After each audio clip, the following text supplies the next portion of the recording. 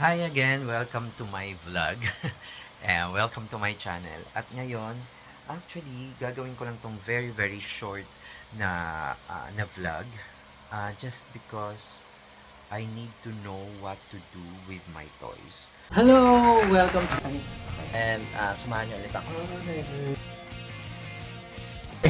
Every time na nagkikita tayo, ito lagi ko So, just last week, I had my room fixed at nagpalagay ako ng mga cabinets just for the toy figures.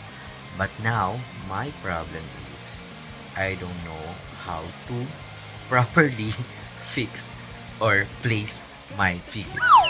So, so there are two layers na malalaki. These are for mga Master Lee's figures, mga malalaking figures, and then I have this open cabinet, and then over there marami pa rin tayo mga nakalagay, open pa siya. I don't know kung paano ko siya ayusin. So, naayos ko. I still have my toys here.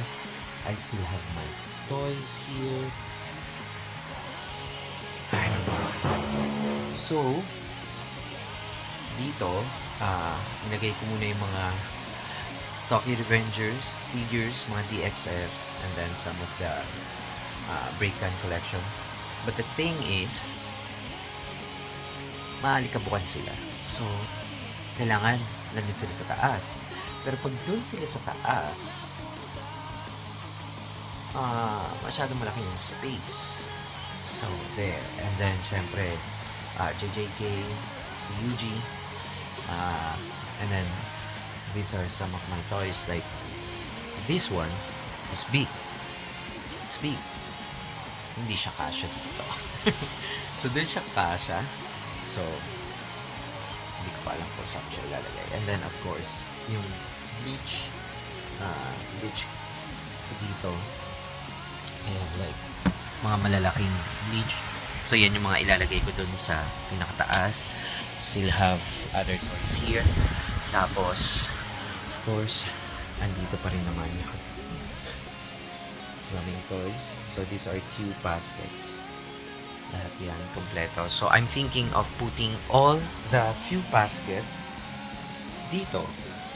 Pero, pag nilagay ko sila, ang next kong challenge is yung mga boxes. Like, saan ko i-store yung mga boxes? Kasi kapag inalis ko na siya dun sa box niya, saan ko naman tatambay yung mga box? Saan ko i-store? So, eto, meron din ako dito open cabinets. And then, syempre, ayan yung mga acrylic. So, lalagyan ko rin yan, pupunin ko rin yan. So, andito muna ngayon yung the Ichigos. Naligaw yun. Naligaw muna sila. Pero yan, so inaayos ko sila ngayon kasi meron din po ako dyan. There. Mga Funko Pop ng Demon Slayer. So medyo problema ako. Hindi ko alam kung paano ko sila ayusin. Help me. Bye.